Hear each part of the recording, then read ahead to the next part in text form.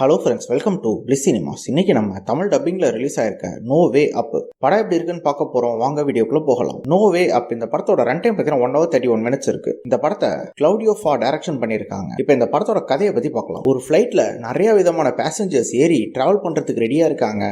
அதுல பாத்தீங்கன்னா ஒரு கப்புள்ஸ் இருக்காங்க, ஒரு குழந்தை இருக்காங்க, இன்னும் நிறைய பேசஞ்சர்ஸ் அதுல டிராவல் பண்றாங்க ஒரு இடத்த நோக்கி போறதுக்காக. அந்த ஃபிளைட்டும் டேக் ஆஃப் ஆகி போயிட்டு இருக்கு. போகும்போது பாத்தீங்கன்னா அது வெடிச்சு கடலுக்குள்ள விழுந்துருது. ஃபிளைட்ல பாத்தீங்கன்னா முன்பகுதியில இருந்தவங்களாம் கடல்ல மூழ்கி இறக்கவும் செஞ்சிடறாங்க. பின்னாடி இருக்க கொஞ்சம் பேர் மட்டும் தப்பிச்சிருக்காங்க. அவங்களும் அதுல இருந்து வெளியே வரதுக்காக போராடுறாங்க, என்னென்னமோ பண்ணி ஒரு கட்டத்துல வெளியே வரலாம் அப்படின்னு பார்க்கும்போது கரெக்டா அங்க ஒரு ஷார்க் வந்துருது. அதுவும் இவங்களை கடிக்க பாக்குது. அதுக்கப்புறம் இந்த படத்துல என்னென்ன சுவாரஸ்யமான சம்பவம் நடக்குது அப்படின்றது தான் இந்த படத்தோட மீதி கதையே. படத்தோட பாசிட்டிவ் நெகட்டிவ் பத்தி பார்க்கலாம். பாசிட்டிவ் கண்டிப்பா இந்த படத்தோட ஸ்டோரி பிளாட்டை சொல்லலாம். அதுவும் ஒரு ஃபிளைட் ஆக்சிடென்ட் ஆகுது, அதுல இருந்து தப்பிச்சு வெளியே வரவங்களை ஒரு ஷார்க் அட்டாக் பண்ணுதுன்றதெல்லாம் ஒரு சூப்பரான ஒரு ஸ்டோரி பிளாட். அதை வச்சு இவங்க ஒரு சூப்பரா எங்கேஜிங்கான ஒரு படத்தை நம்ம கொடுத்துருக்கலாம். படத்துல அங்கங்க ஒரு ட்விஸ்ட் அண்ட் டர்ன்ஸும் ரொம்ப நீட்டாக ஒர்க் அவுட் ஆயிருக்கு. இந்த ஃபிளைட் ஆக்சிடென்ட் ஆகி கீழே விழுற காட்சியெல்லாம் ரொம்ப சூப்பராகவே காமிச்சிருக்காங்க. நமக்கு பார்க்கவே தத்ரூபமா இருக்கு. அதே மாதிரி சவுண்ட் எஃபெக்ட்ஸும் நல்லாவே இருக்கு. இந்த படத்தோட மிகப்பெரிய நெகட்டிவ் என்னன்னு பாத்தீங்கன்னா, இதுல இவ்வளவு பேசஞ்சர்ஸ் டிராவல் பண்றாங்க, ஆனா யாரை பத்தியுமே முழுசா நம்ம காட்டல.